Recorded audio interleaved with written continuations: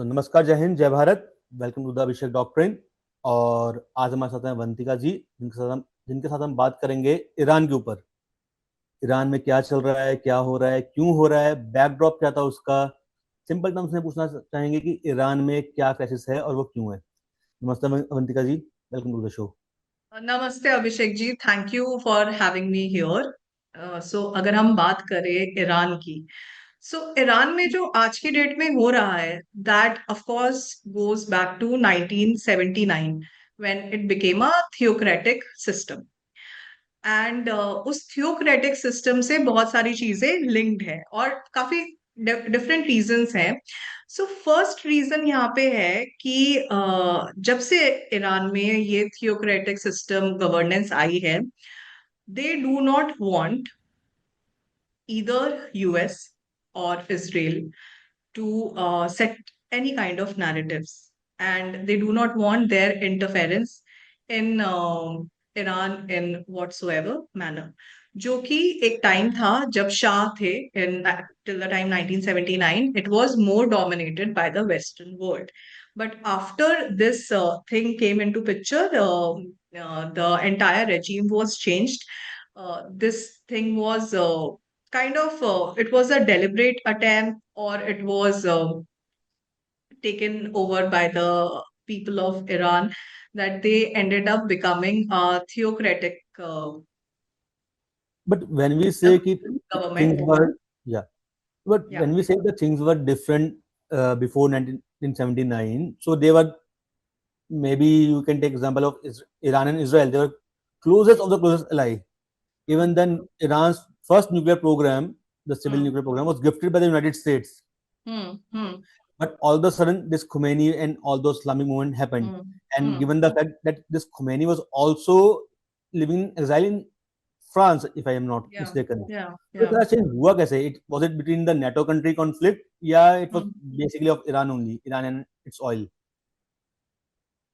So basically, it was of course not only within Iran.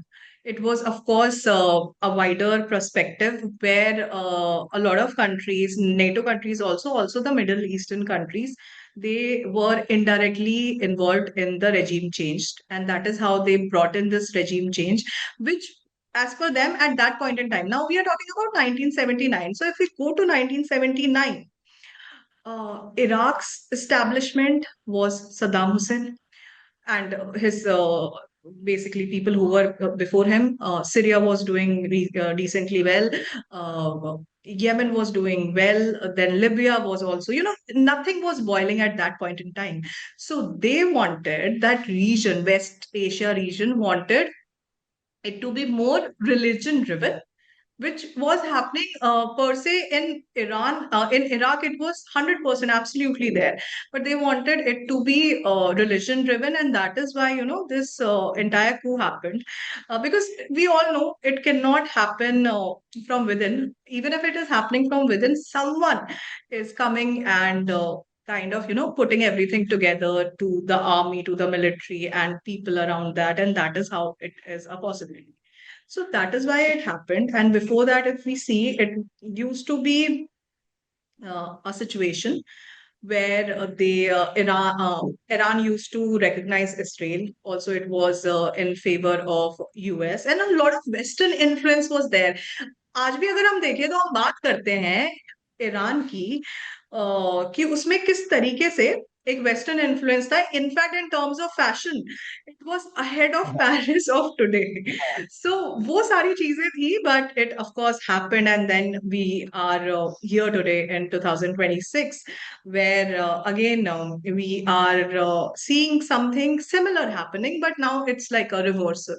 Now again, Western world trying to intervene with whatever is happening in Iran. But having said that, अगर आप देखो उसकी neighbors, Iraq, since 2003, of course, Saddam Hussein was taken away, but it still struggles with that stability. It hasn't found that stability. Even if we talk about Syria, used to be a beautiful place, especially in early 2000s, even till 2010, 2011, when that issue happened.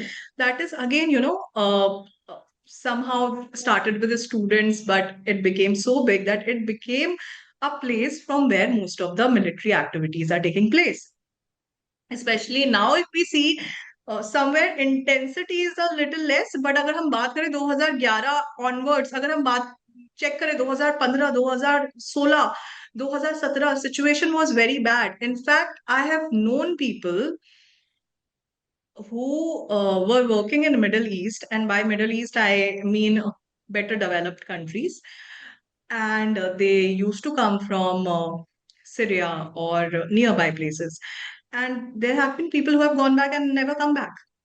तो ये हुआ है उस time पे 2015, 16, 17, जब people were flying to Greece and so many other European places. And so basically what I'm trying to say is Iraq disturbed, Syria taken over, Libya, Yemen, ongoing conflicts. And then also if we talk about Afghanistan, in 2021 when US left it, it is, again back to under Taliban's rule. So, yeah. तो US के बारे में एक चीज बहुत common है, to be a Hmm. Friend, to be a enemy of US is a dangerous, but to be a friend of Hmm. US is फेटल.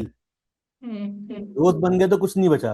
And Hmm. Even talk about US military, Hmm. Beat Iraq, Hmm. Afghanistan, Hmm. Vietnam और Hmm. Libya और Syria Hmm. For that matter, तो Hmm. कहीं पर भी गए हैं, they were not never able to win a single war. But having said that, they can go to a country and destroy that country completely. Yeah. Iraq में गए, Really, कुछ नहीं हुआ, बट देश बर्बाद हो गया. yeah, but you know Syria में what? भी They नहीं were हुआ. able to win over the Gulf War, which happened in 1990s with Iraq and Kuwait. Kuwait. And that is when, that is when US had deployed its army, and they were really able to win over that war. Now, here are Kuwait basically has a very good currency, very strong currency, and it is like it's like the economic hub of Middle East in some manner. And back then in 1990s, it was, of course. So that could be one reason. But हाँ, वो एक जरूर एक time था 1990, 1991 जब उन्होंने Gulf War को they were able to control it and was able to send Iraq's army back despite of the destruction which happened, which we all are aware about. Yeah, but the point is, tactically they are superior. मतलब, I mean, with the wrath of the US military force, कोई भी टिक नहीं सकता. But Hmm. they are strategically, they do such blunders कि उनके Hmm. को घुसना आता है, बर्बाद करना आता है, but they can't hold a region. That's what Hmm. happened even in Afghanistan. वो आए, उन्होंने काबुल को टेक ओवर किया, सब कुछ किया, they had their regime, but eventually they have to move back. And when they move back, ये सारी सारी पंगे दंगे उसी के बाद ही स्टार्ट होते हैं. तो now look at Syria, look at Iraq, क्या हुआ, आईसिस बन गया वहां से, आपने सद्दाम को हराया, ISIS आईसिस को बन गया. बॉल कर दिया. Yeah. अफगानिस्तान में तालिबान वापस आ गया. And Hmm. Even in Iran, let's say, अगर ये इतना इजी टेक ओवर होता तो इसराइल कब का कर चुका होता. Problem with Israel and Iran is, Israel can bombard them, but कितना, with the strength of Iran ballistic missiles और उनके जो Hmm. ड्रोन पावर है, you can Hmm. Stop 10, 20, 30, Hmm. 40, मतलब उनके पास एंडलेस सप्लाई है, आप कितना रोकोगे. And your Yeah, geography is so very limited. yeah, and if we go back to June 2025, जब Hamas, sorry, Iraq and Iran and Israel ka war was happening, and then the pagers were installed, and a lot of things happened. At that point in time, also people were saying that Khomeini has gone into hiding and all. So उस समय it was quite upfront, but still Israel so far has not been able to take over, been able to do anything substantially, to harm that country. Iran, as we know, is still standing, even if not standing strong, it is still standing by itself.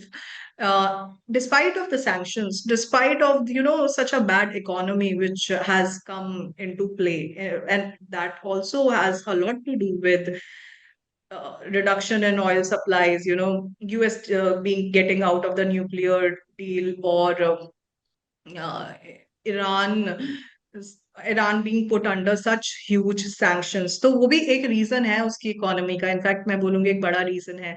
Still it's standing strong, and I feel it is standing strong because somewhere people still resonate with their theocratic governance. Somewhere they still have some kind of trust that the coup hasn't happened or the people 100% haven't gone against the government so far. Yeah, there have to be some reason. Otherwise, even Raza Pahlavi or the Raza family before the coup was not Hmm. that popular. It, Hmm. उनको भी बाहर निकाला गया था, and that has nothing to do with the USA नहीं बन रही, चलो पेट्रोल के ऊपर कुछ हो गया, but they were not that much familiar. और Hmm. Current Hmm. जो इन एग्जाइल है, जो अभी यूएसए में बैठा है, I guess he went US to do his masters. उसके बाद से उसका The, उसका कोई कनेक्ट नहीं है यहाँ पर. एंड ऑल द उसका सडन यू कोई कम एंड कनेक्ट नहीं से है. कि मैं ये कर दूंगा, Yeah. You go and burn, you go and take over all those thing. And Trump के Yeah. बारे में तो फेमस है, taco. Yeah. So when this entire situation became very volatile, which was around 28th December when the news started coming, so a lot of people were putting it forward that Pahlavi's Twitter is doing, a lot of work, and then वहाँ पे internet was shut down, but still the information came out because of various channels. So that's also very interesting if we look at it. But आपको क्या लगता है कि US और Israel ने Iran को भी काठमांडू समझ लिया क्या, कि छोटा सा देश है, चार लोग आएंगे कुछ ना कुछ भी हिला देंगे?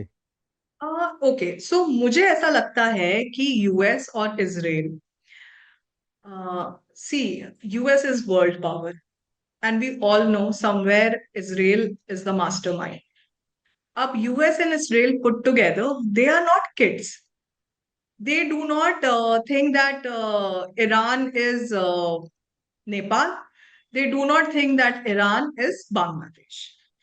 They know that Iran has its pillars whatsoever, but they still, I would say, wanted to test the waters. That is how I see this situation. They wanted to test the waters. Also, see, testing the waters is also a signal that this is what we are eyeing for next. And if this happens, just look at the entire math behind it.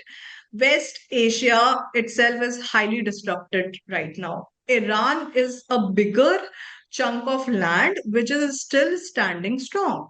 Now, if that falls, if that governance falls, and वहां पे भी Western world का, they are able to handhold that big chunk of land which has, so it has a lot of nuclear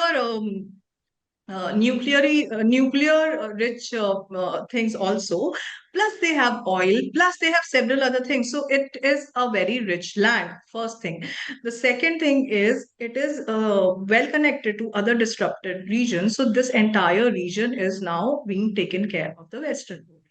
Now, once this is taken care of the Western world, already South Asia में ये सब चल ही रहा है. South Asia में भी हो ही रहा है. So just these two things. Now, South Asia, West Asia, and you put everything together, it is of world course, conflicted हो गया. yeah. So it is of course a thought about move. ये suddenly नहीं कर रहे हैं, but they also no कि किसके पास कितनी रेजिस्टेंस है, कितनी पावर है, and sometimes when you test the waters you also understand, okay I am testing the waters, but यहाँ पे ये इशू है, यहाँ पे मैं आर्मी नहीं हिला पा रहा हूँ. Also if you talk about Iran, it is not just about the army. Army तो अभी खैर पिक्चर में आई नहीं है, but it is also about their militant network which lies outside Iran. So अब वो आपका सीरिया में हो, या वो आपका लेबनान में हो, या फिर there have been Houthis who have been involve, so they have that kind of Hezbollah also. So they have a bigger circle which is here also. Now Hamas, up to what extent I would not comment here, because how well connected they are, Iran or Hamas here. But all these militant networks, which we call militant, but for them they are not militant networks. They are essentially extension of their army, which is protect them. So for now, I would say everything put together, Iran is still standing, however it is standing. So basically, what I see here that Trump needs a success because midterm elections are coming on, and Iran he thought could be a quick win, but Israel and be it Qatar and others, even Saudi, they told him, bro, take it easily, take it thoughtfully, because they have the extensions which can hurt us. Mm-hmm. I mean, yes, that is also true. That would eventually hurt them also. That would eventually hurt South Asia also. So if US thinks that, Iran मैंने ले लिया and UAE is going to favor me or Saudi is going to favor me or nearby places they are going to favor me, it's not that simple. They will not. Why would they? They also want their regional stability. Yeah. So that is, of course, there.